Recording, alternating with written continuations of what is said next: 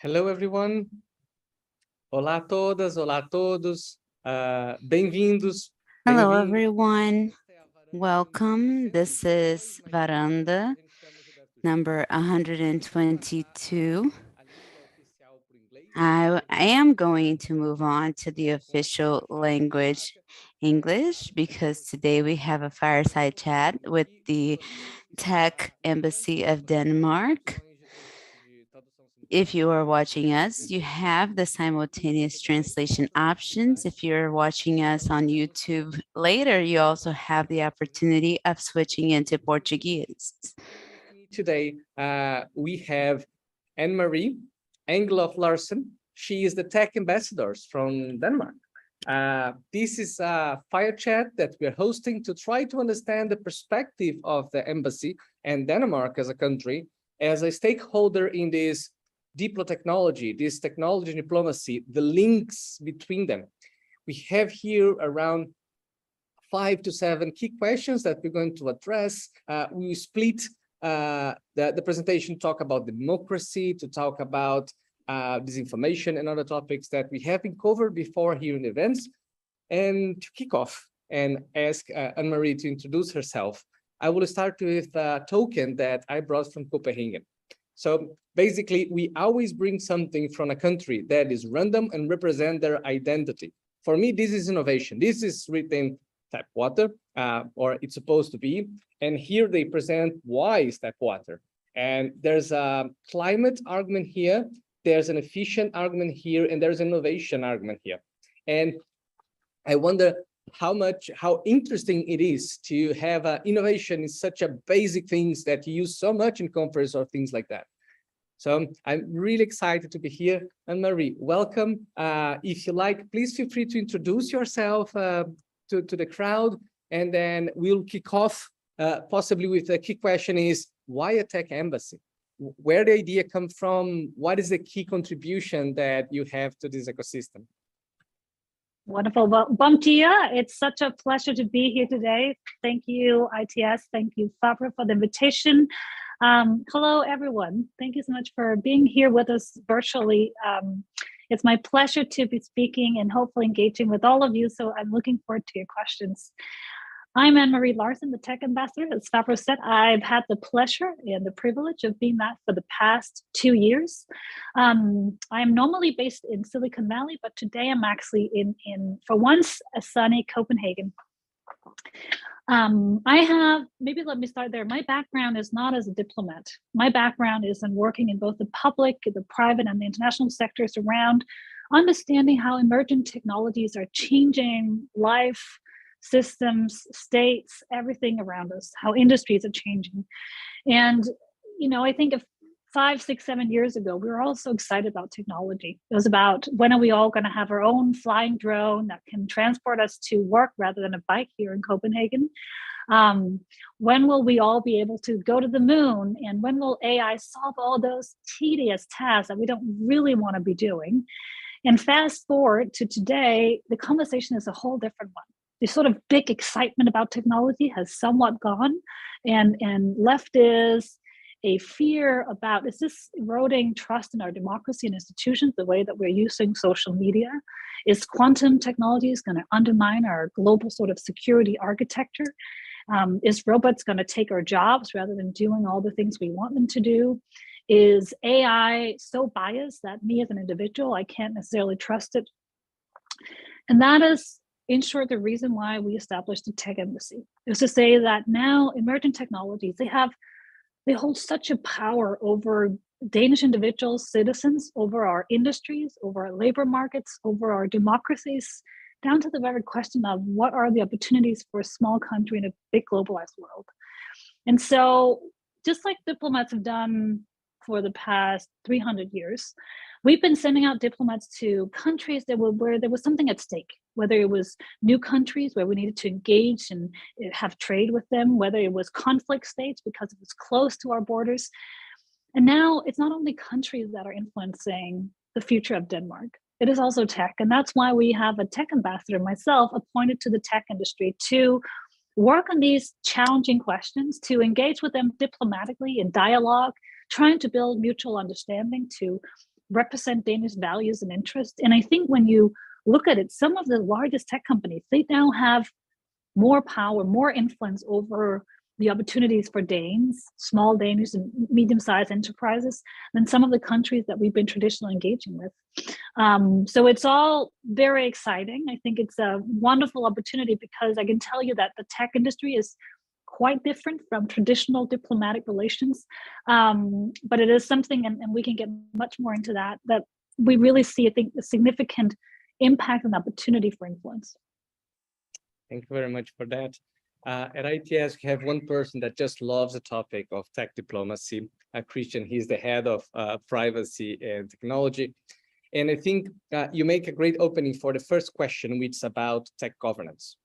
So with your background, we know that you are multi-stakeholder in multi-places. So you've been inside the government, outside the government, you've been based in Beijing, you've been based in the Silicon Valley, in Europe. This gives a good opportunity to understand how hard or complex is tech governance. And then there's a shift from when we see the beginning of the internet, we were really optimistic. We were optimistic when we saw Wikipedia and saw kind of like an open web. We were optimistic when we see sharing economies and not platform economies. Usually we took this approach that internet is opening up things that we really wanted to have it more democratic and that. 20 years later, we see maybe we were too optimistic. Maybe there is more of the old diplomacy here to be played on. So the question here is, what should be our priorities for the near future when it comes to tech governance? Let me start by saying, I think when the question of, what type of internet are we trying to govern today? It looks dramatically different from the one that the dreamers and the early internet pioneers were imagining 30, 40 years ago. That was a completely open, free, interoperable internet, one where you as an individual would have privacy, would be protected, one where we as users were the one making up. And I think Wikipedia is probably one of the most wonderful examples of what that truly global, everyone can participate, help create the internet. And it becomes, I think I'm on Wikipedia maybe once a day. It is an amazing place to go and get knowledge that you can trust. But then what happened is that up through the 90s and especially the 2000s, a handful of small companies, they came to dominate the internet entirely. For many, many, many citizens around the world, whether it is Facebook or another platform, that is the internet.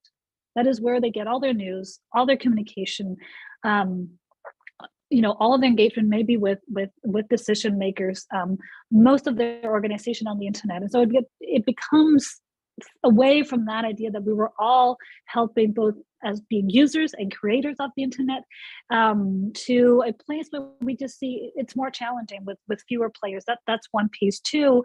Looking back at sort of the internet history, and especially us as users, Edward Snowden, the NSA leak around, how much privacy do we have? What are some of these sort of global surveillance programs that was part of the leak that came to the fore and said a lot of what we thought about privacy online was not necessarily actually what was a lived experience. And so these questions between sort of national security on one hand, privacy on the other, the Cambridge Analytica scandal, where a lot of people unwillingly had their data scrapped to be used against them, for political propaganda that have potentially had, a big influence on very significant elections, both Brexit, the Kenyan election 2016, the US election 2016.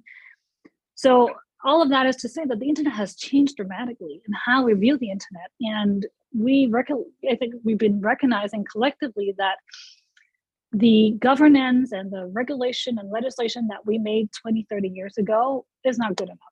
It is not adequate enough, and it does not address these challenges. Secondly, what we had hoped for, and I think the original sort of internet pioneers, they had hoped that it could be self-regulatory, that behavior would become good if everyone was contributing and being part of it. There would be a sort of a self-regulating behavior that would, equalize. But because there's been a capture of especially large institutions, large, companies, and the way that individuals are represented on the internet today, that's just not the case. So all that is to say, one, tech governance is incredibly complex. We can do things in Denmark, but most of the platforms, of the services, of the amazing services that also these large platforms give us, they are created and regulated, developed, designed, disseminated from other jurisdictions. So what we find most important, I want to say two things to get to your question around this. One is recognizing that for a long time, there's been this asymmetrical relationship where states knew very little about technology, and we have very little opportunity for doing the right type of regulation. We were constantly behind, constantly catching up, and doing regulation way too late. And that asymmetrical balance between the tech companies who are developing these amazing new tools, who are giving us new freedoms, new opportunities, but also new challenges, and that I think have been going in an unregulated territory. And so do they. You know, you've heard Mark Zuckerberg, you had Microsoft, Sundar from Google. All of them have said, look, you need to regulate us more. We can't simply just self-regulate, especially when we span 197 jurisdictions and more. And so my first one is we need a confidence back in policymakers that yes, you can regulate.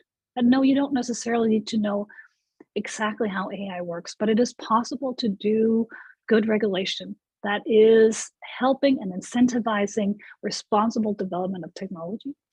Secondly, we need to have much more international cooperation because we can't have 197 countries all doing their own type of regulation because that will break the open free internet. So figuring out ways for us to have much more international collaboration and say, look, between Brazil and Denmark, we probably don't agree on everything, but are there some fundamentals at a high level where we say this is a minimum that we want regulation around technology? And then as you go down the sort of more granular levels, you can do that is more, accustomed to your culture, accustomed to how society runs in Denmark or Brazil. You can do more localized regulation as well. This is really interesting. It comes to my mind how difficult it is to be proactive instead of reactive. We do have the experience here in Brazil. So when we started to write the Brazilian Internet Bill of Rights, we knew that there were so many crimes being proposed to be regulated, but not a few rights to be regulated. So we say, let's do a Brazilian rights approach to internet regulation. However, we were ready, but only when Snowden revealed that Dilma was amongst the chiefs of governments that being spied by NSA, is that we host the Net Mundial here, and then with the aid of Germany, Congress moved forward and took a vote on creating the landmark for regulation in Brazil. So there is a how to be proactive and how to be prepared. We see Cambridge Analytica, we see the genocide in Myanmar, we see the events, and they create kind of like a window of opportunity for us to act. However, much of what to do is based on this small milestones that we build up, not during the crisis, but before the crisis. And here governance is key. So the question here is, how can we make sure the technology is developed to safeguard and engage democracy? That is one of the things that preoccupies me the most. The question of how do we fundamentally make sure that not only does technology support democracy and not undermining it, how does it develop it? How does it make democracy stronger? Because, Fabro, right now I'm in Denmark and, close to the war in Ukraine. I see how even close to my home, democracies, the sort of the rule-based international order, some of the fundamental, values that we hold dear, human rights, are being challenged. And so for me, it's no longer a question of, oh, it's nice to have democracy. It's about make sure that this is a strong institution and a way of life and a system of governance throughout the 21st century, and one that more and more people have the privilege and the opportunity to be part of. And that's why in a future where everything is enabled by technology, COVID has accelerated the fact that we're here on a screen in a conference that is virtual. Most of our work, most of our education, even going to the doctors these days, all of it is online. And so everything is digitized. Digitization and democracy has to go hand in hand. I think one of the places to start is to ask yourself, when we develop new technologies, do they fundamentally support democracy? Do they fundamentally deliver a service, a product, an opportunity to people for living more meaningful lives, for helping solve whether it is the climate crisis, create better healthcare, better social welfare, lessen inequality, create meaningful jobs? All of these questions, rather than doing the opposite. And I think for too often we've been sometimes developing and incentivizing innovation with this, we got to move fast and break things, and let's have more apps. And I think we're at the point now where let's incentivize all the amazing technology developers out there who also care about the world and democracy and human rights and climate to actually use their power for good. I see it in the ecosystem of startups here. Whenever I travel, I am amazed of young people who are, developing technology solutions, whether it is on increasing the rights and opportunities of small fishermen in villages to sell their products to a better price using an app, whether it is using satellite data to increase the yields of African farmers to make sure that there's actually, more mouths to be fed through the process of agriculture and making sure that agriculture becomes more green. Whether it's looking at forest fires in California where I normally live, and I'm going back on Saturday, and helping, local authorities. So let's make sure that all those, and I know there are hundreds, if not thousands of them in Brazil too, that are really thinking through how to support democracy. How can I use an app to increase accountability of our policymakers? How can I use an app to increase maybe transparency in the decision making? So it's going back to the question of how do we incentivize certain type of design, of use, of dissemination of technology?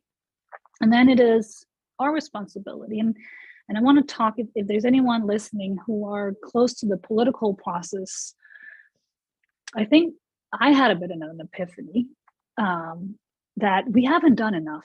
I mean, we who are engaging in the political system and are helping to draft laws and legislation, there were 20 years where we just were so excited about technology that we just allowed them to do their own thing.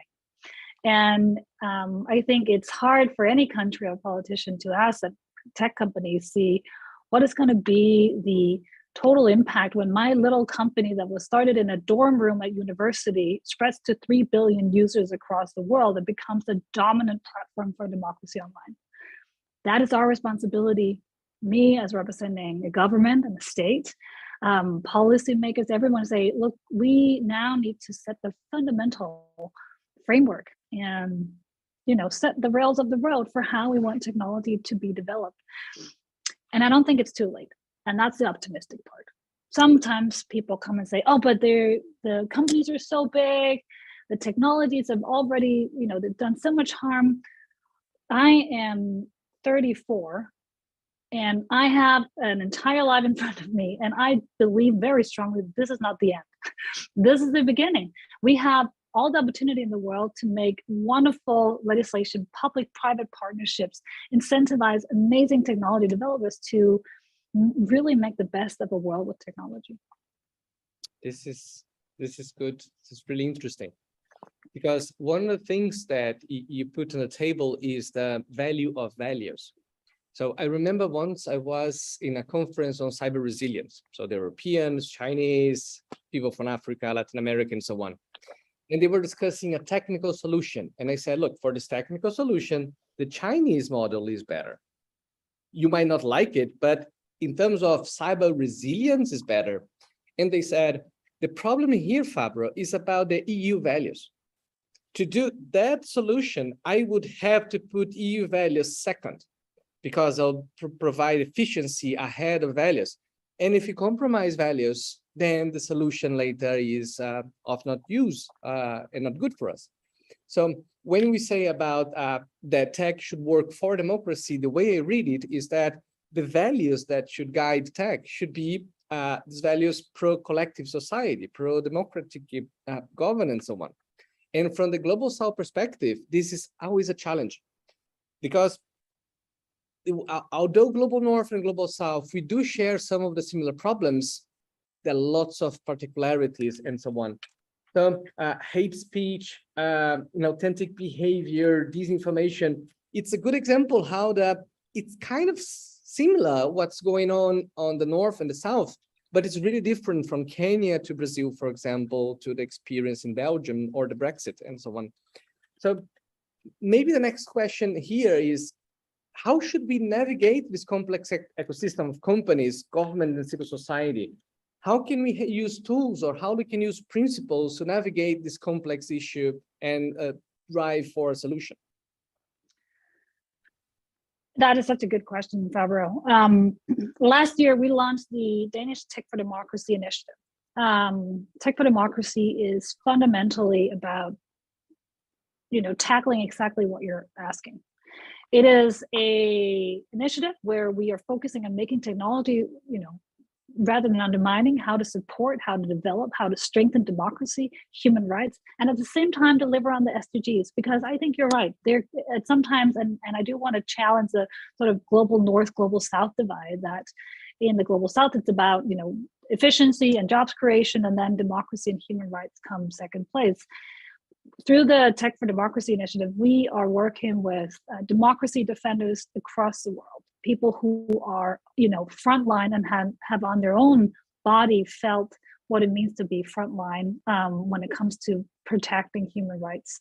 And a lot of them are using technology to exactly further their cause, whether it is using social media for galvanizing support and organizing protests, whether it is using specific cloud services to, actually circumvent the government if it's a sort of a non-benevolent government, and et cetera, really using technology to further their cause.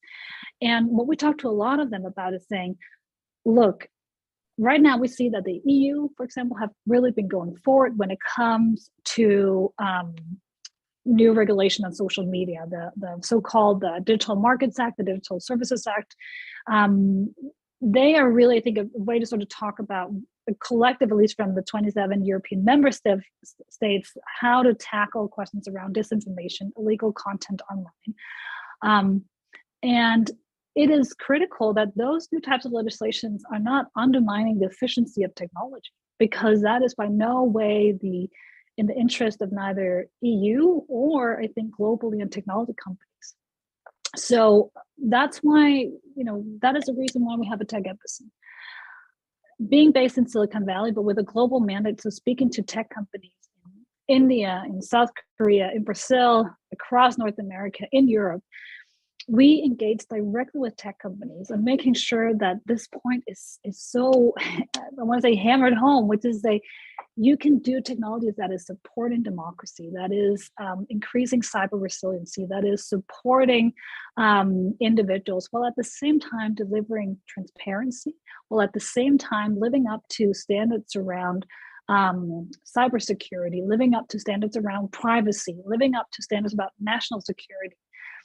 And the more we can come away from this idea that it is opposing forces, that either you are pro national security or you're pro individual privacy, or you are pro, efficiency in your systems and getting stuff done, and maybe you can create more jobs, but it might have a toll on privacy. No, we have to say that obviously that can go hand in hand with strong values. And part of the Tech for Democracy, just to close on that one, we have won a pledge. We're actually going to announce here in September. We now have more than 100 signatories from some of the largest countries, tech companies, some of the largest tech companies and civil society organizations that say, yes, we can and must and will create and develop technologies that are supporting rather than undermining democracy, that are supporting human rights globally, and at the same time helping deliver solutions to the biggest challenges of our time, and actually helping tackling whether it is social, healthcare, education, climate change, agriculture, some of the famines that we're seeing, and that it can go hand in hand. And then we all know too well that, once there are these papers and good intentions, how do you actually take action on it? And so we have a series of action coalitions that are actually working to do exactly that. One is on meaningful transparency. What does it actually mean to talk about transparency in algorithms and giving users a lot more empowerment? We are looking at trustworthy information online. We're doing that actually with a number of civil society organizations, tech companies, and Wikipedia, how to support that we have more trustworthy information online to counter all the disinformation. We are working on ending gender-based harassment and violence online, and at the same time empowering women to use technology, because a lot of opportunity for women, not least in the global south, is also through using the internet and the mobile phones.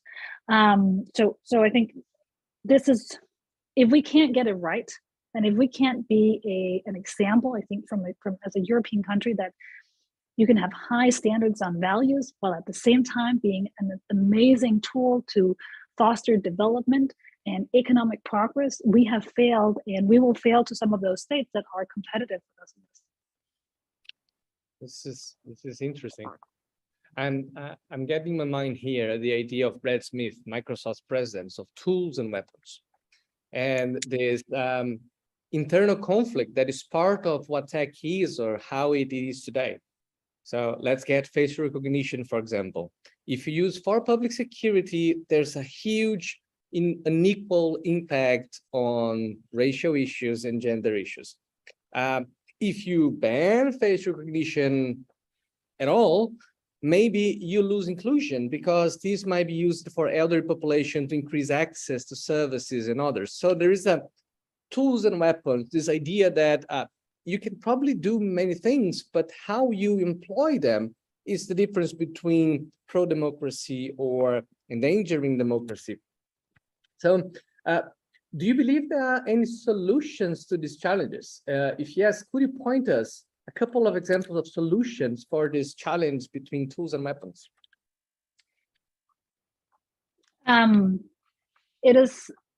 I think that is one of the main tasks that we have today. His book, Brad Smith's Tools and Weapons, he has a whole chapter dedicated to the tech embassy, and Denmark appointed the first tech ambassador. And without that being the entire solution, I actually do think it's part of it. This idea that we just allow tech companies to sort of, do their own thing, and then once products are on the market, we start engaging with them, and we get angry about them, or we get really excited. Diplomacy and dialogue and engagement, understanding and respect is how we engage with the tech companies who are at the forefront of doing this. Looking back, what can we learn from history?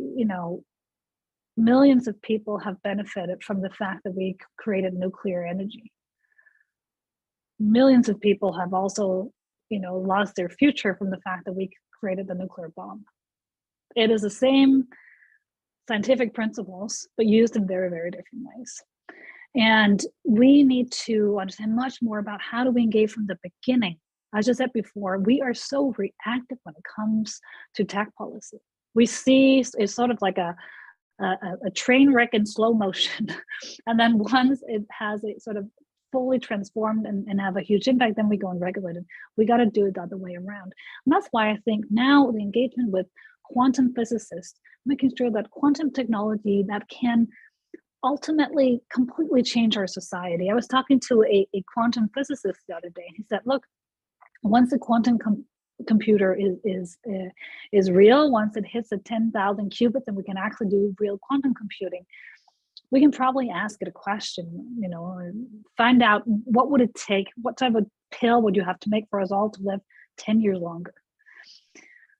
I love life, and the idea of living 10 years longer, I think, sounds pretty exciting. But imagine the ramifications it would have for our society, our pension systems, our election systems, our labor markets. If from on Monday we could all go down in the local pharmacy and buy a pill that would all give us 10 years longer. That would be a huge transformation, right? So this idea about before we get to that point, how do we actually engage in the development and the use of these amazing technologies? The same comes from quantum communication. So today we can talk encrypted. That means that both we as states and our intelligence offices, they can talk to each other without any enemies interfering. It also means that we as individual encrypted messages, if I'm a human rights activist in Myanmar or Bahrain, I can actually communicate with others without being interfered on. Quantum communication could potentially undermine that. But quantum technology can also secure that. So it's about the development of quantum technology. It's about development of technology in general, where we make sure that it's used for good. And we do that with many, many things. Today, driving a car without a seatbelt, at least in Denmark, is something you get, you get a fine from the police and nobody does it. And if you get into a car and you don't put your seatbelt on, it's like, what are you doing? So we have created, and I think, the seatbelt is a minor example, but nevertheless, we have created a lot of regulation, norms, expectations, and how we use this in a way that is, making technology safer, and to the degree that we can call a car a piece of technology. So ultimately, it is about all of us engaging in what type of society do we want from technology. I don't think we all need to become engineers. I think we have a richer society when some are farmers, some are philosophers, some are political economists like myself, some are, caretakers of children, and so on. But we all need to have what one of my friends called technological intuition. This idea that we understand enough about technology to be able to say, should we do A or B?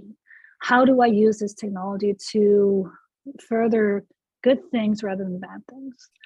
And how do I help my children understand technology in a way so that it will mean meaningful addition to their lives rather than the opposite?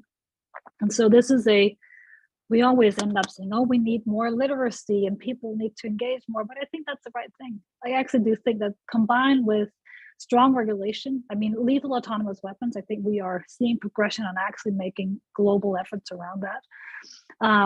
The question around facial recognition, we are starting to see also companies refraining from saying we actually do not want to engage in that because it has huge ramifications if it's the wrong use.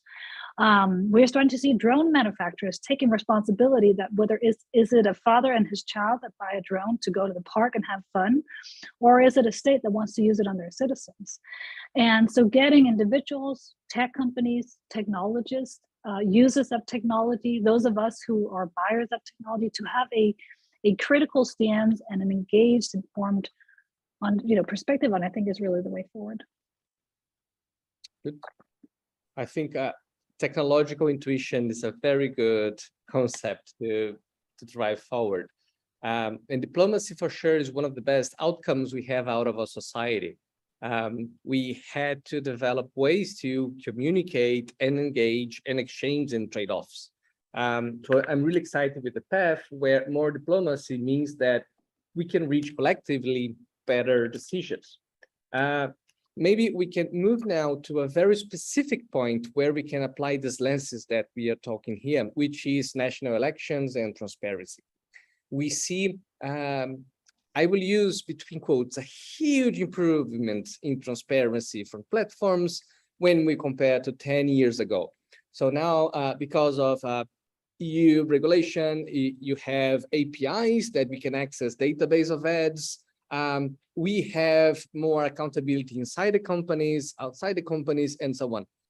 But there is an issue if the transparency on elections, which is so crucial for democracy, is the key moment for democracy, is the election period, are sufficient. So when we see Brazil, when we see France, Hungary, Colombia, and so on, is the sort of transparency path that you're taking, is it enough? Or should we make a U-turn or a fork to drive a better path? Are we, is just more of what we need, or do we need a different path on transparency? I think when it comes to our elections, we cannot have too much transparency. I think for too long, and we've seen whether it is, Freedom House, or, we see the decline of freedom globally, whether it is on election integrity, we see that more and more countries are challenged, whether it is the Edelman Trust Barometer, we see that the trust in our institutions, including the ones that are, safeguarding our democracies, is in decline. So, speaking as a representative of government in the state, I think increasing our transparency and integrity around our elections is absolutely key if we are to see an increase in trust in democracy, an increase in trust in our institutions.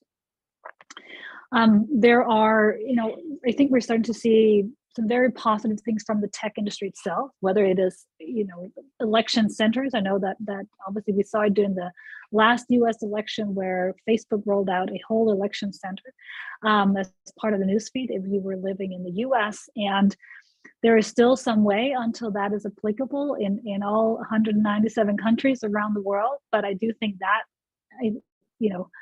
attempt from a tech company themselves to support that is really, really fundamental. Secondly, one of the things that really is on my mind is if democracy and election integrity is to be increased and if, to survive, to be honest, it is also about what happens between elections. That slow erosion of trust in our institutions, that takes not weeks, that takes years. Increasing disinformation that slowly spread lies around politicians, about election results, about our institutions, about government services. We've been seeing it during the corona pandemic, where a lot of mis and disinformation have ultimately caused people's lives. We've seen it leading up to the invasion of Ukraine, a massive amount of disinformation, Russian-sponsored disinformation.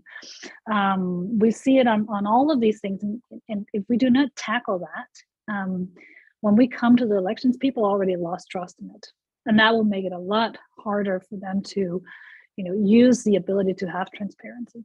And then finally, this question around transparency. It's more than just showcasing data or opening up about how decisions are made. For me, transparency is really it's a lived experience. Do I feel like I have enough transparency into the processes? Do I trust that transparency? Is it easily accessible? Is transparency in a set of a language there that I understand, or is it, in order to use that transparency, do I need to go very complex and bureaucratic language to understand how to, analyze and interpret certain data that comes out? So transparency is about making it accessible and meaningful to ordinary citizens, and where you don't need to have a degree in political science to understand how elections are functioning and how you can engage and interact with them. So it's actually a very non-technical and non-technological process. It's about trust, and it's about empowerment of individuals and citizens in particular.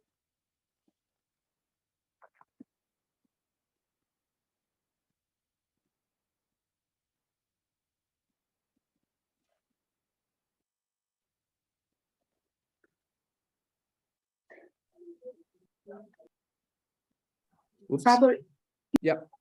Don't know what happened, but I was muted. Sorry. I was saying that what we see on this information, it's three pillars coming together and threatening democracy. So you see a group of politicians who will profit from voters that vote because you are polarized.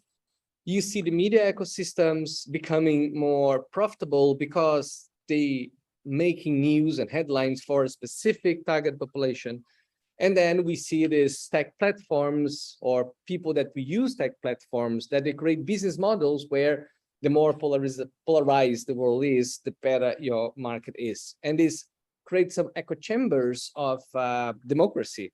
So democracy inside the bubble is one, and outside the bubble is another. And this is really hard for elections, because elections is one person, one vote. It's one system, one country. There's no place for bubbles in democracy. For dissent, yes. And maybe what we're seeing here is, and this is this is a quote from Ronaldo Lemos, another director, is how do we make technology to be anti-disruption, to be anti-breaking communities? Because we learn a lot of how to develop technologies, but we do have very few knowledge on how to make them enhance democracy.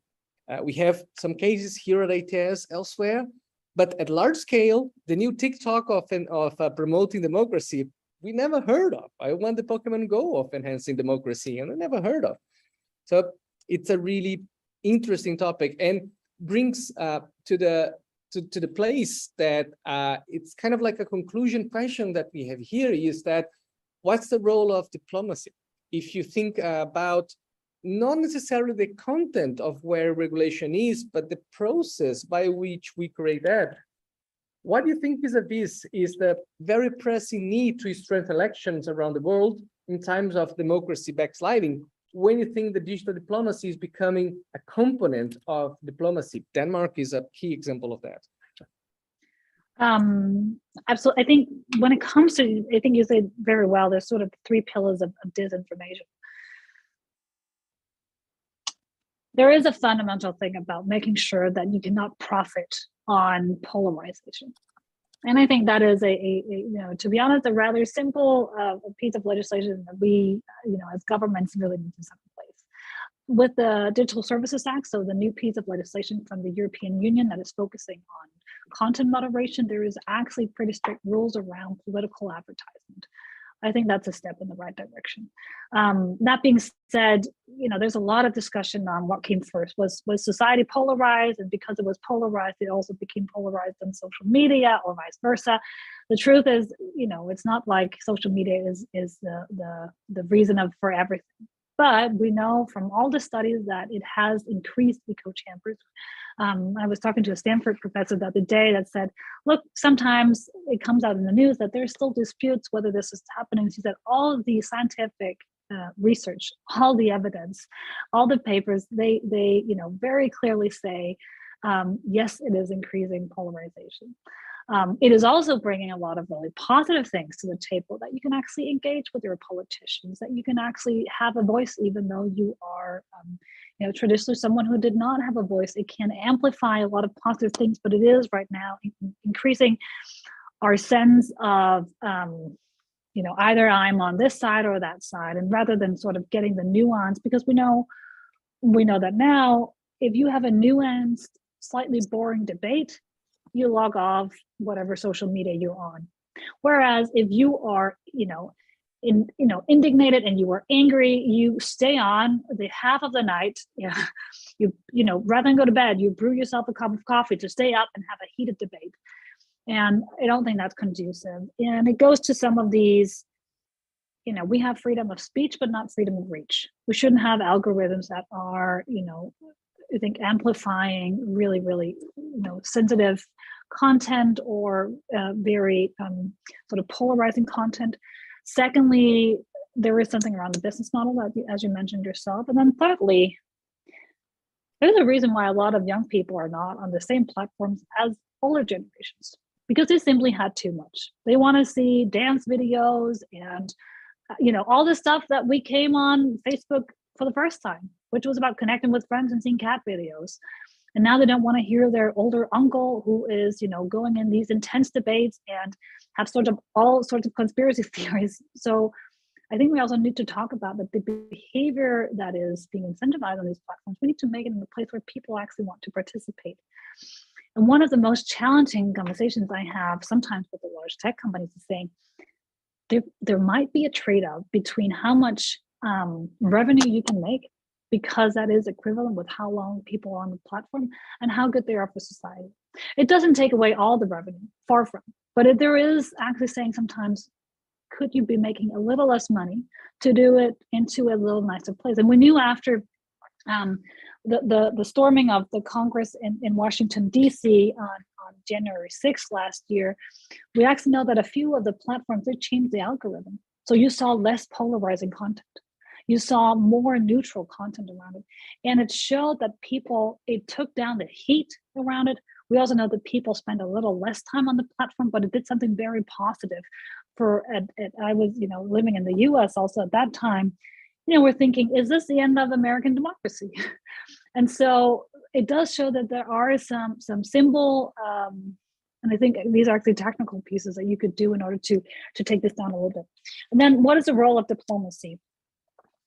We have such a huge role to play, because a lot of this, we're not going to get legislation overnight in every country making sure that we stop this.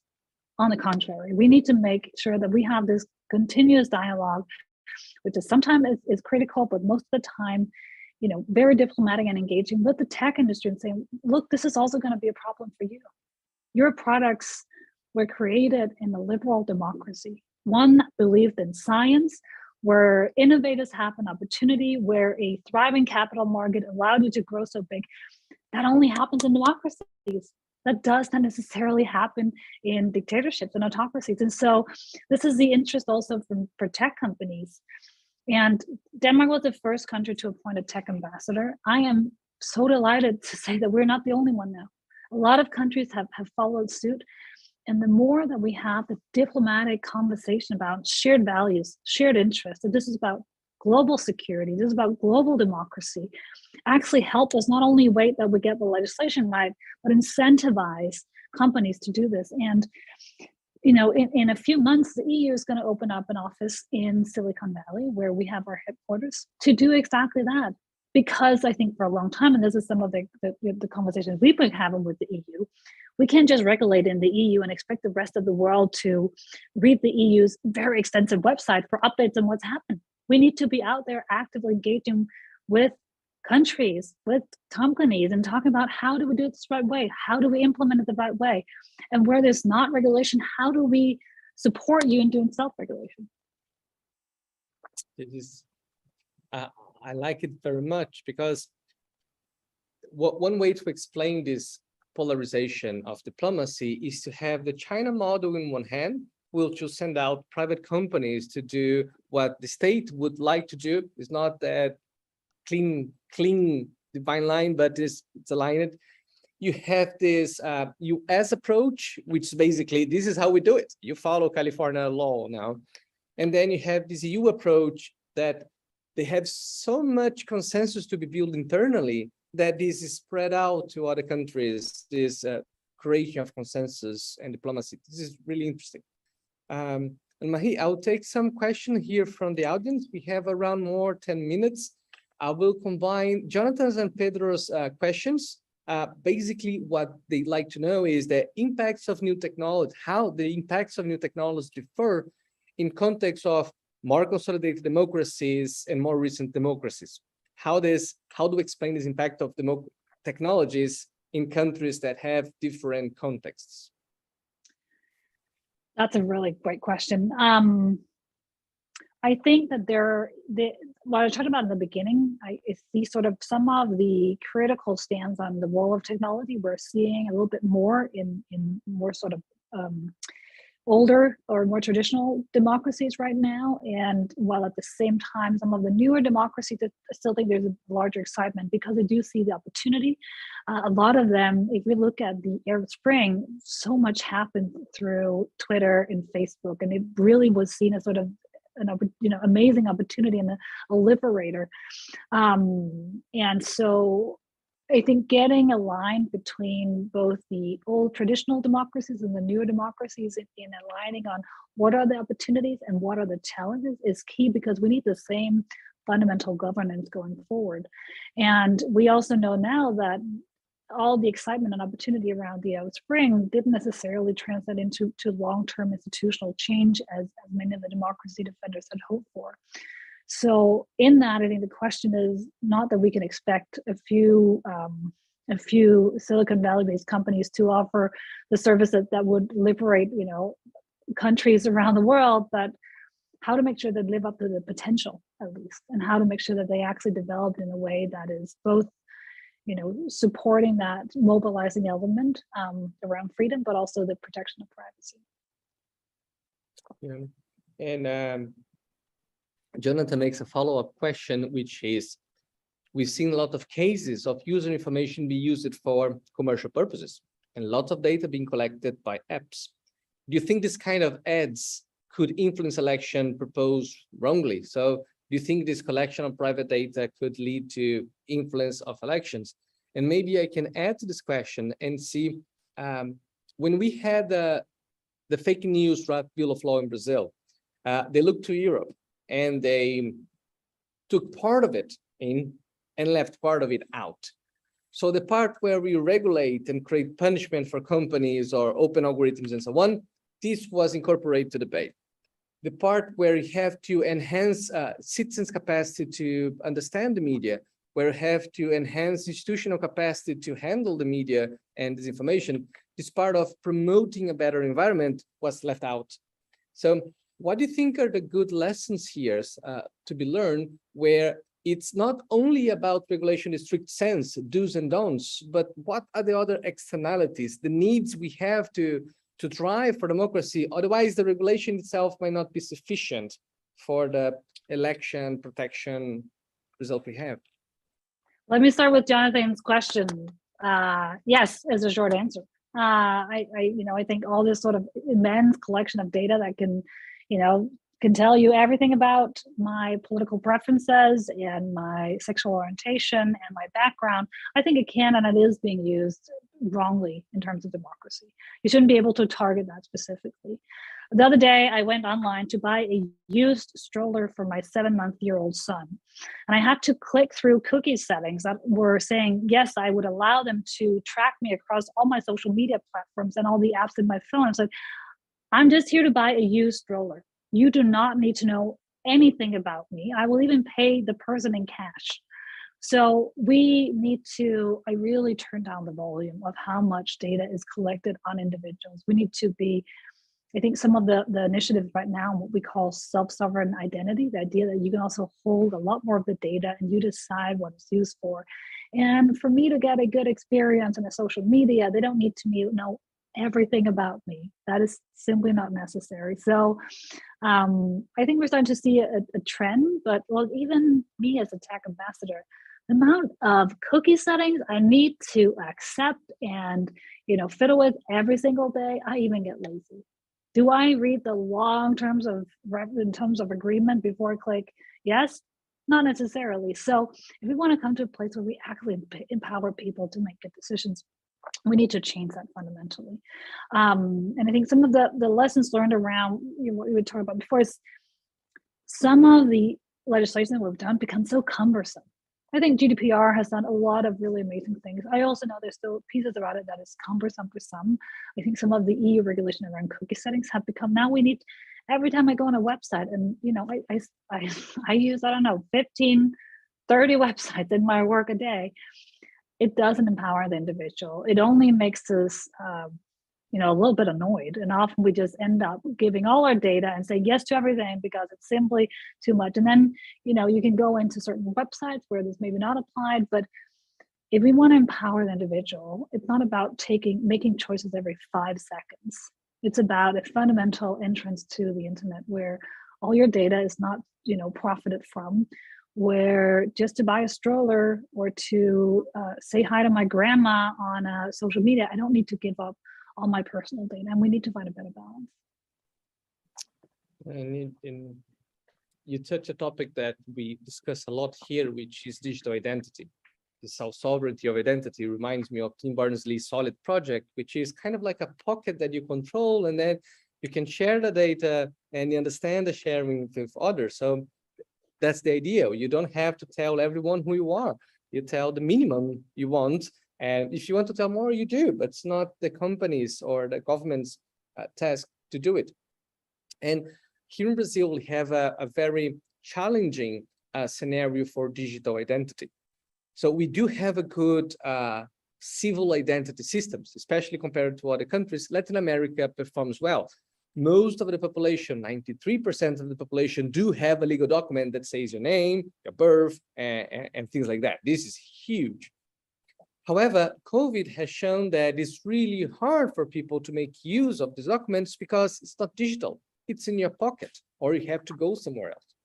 So the government started to create digital services. I believe 92% of the federal governments now are digital.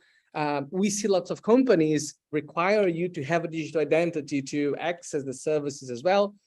And this whole infrastructure of identity is a topic of great debate. How do you make it secure? So privacy is assured, but we also make it inclusive. So you can have a use of it. Otherwise, you just have 2 classes of citizens, those who have like a costly digital identity and those who doesn't have an identity and then cannot access this world. Have you seen any topics on public diplomacy, on tech diplomacy that will relate to digital identity or things like that? We have been engaging both with the EU around this, and this is 27 countries that are doing it very differently. From some countries being almost entirely paper-based to countries like Denmark that's been having a national electronic ID for decades now, and trying to figure exactly to the point, how do we find the right balance? Because this is I think we're in a transition period. In 50 years, everyone will have a digital identity, but how do you make sure in that transition period that those who are not part of the digital economy already, those who do not have it right now, actually get included in? This is Denmark published launched a new digitization strategy a few months ago, and that had inclusiveness at the top of it. And so around digital identity is that whenever we do very large digital infrastructure projects, we need to invest a lot of money in people-to-people help, physical people that you can go down at the local library or municipality and meet, and they can help you set up. And we need to make sure that there is an equally good solution for those who do not have a computer or mobile phone, and that can continue to use it. So it's a hybrid model, and we need to invest just as much money in that physical world as we're doing in the digital one. And Marie, I'll read out some of the short comments that we received here, and then we move to a final talk with closure. So Claudia from Rivera, Uruguay, says hello to everyone. So people from outside. Fernanda also said congratulations for the event. Valdi Paula congratulates us for the accessibility, and we should thank the Danish Embassy for making this possible.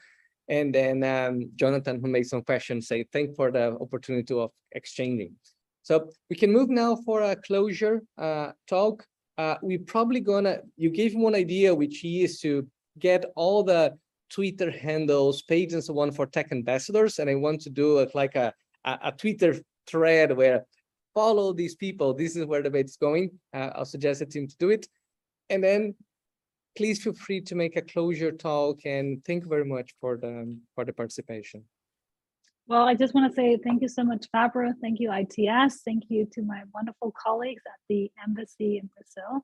It's been such a pleasure talking here. And I think most importantly, I know a lot of you are engaged in this question around how do we make sure that technology is supporting the values that we hold dear: democracy, human rights, inclusion, that we do things in an ethical way.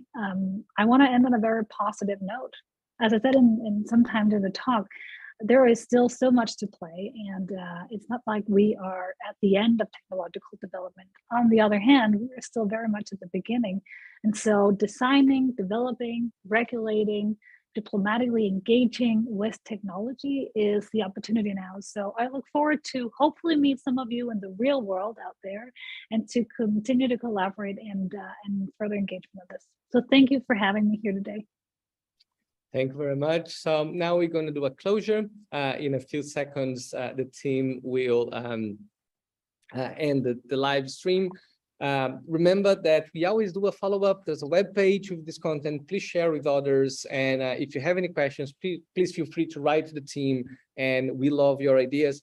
Thank you very much for this Varanda 122, number 122. Thank you very much, everyone. And Marie, thank you very much for the participation, to all your team as well.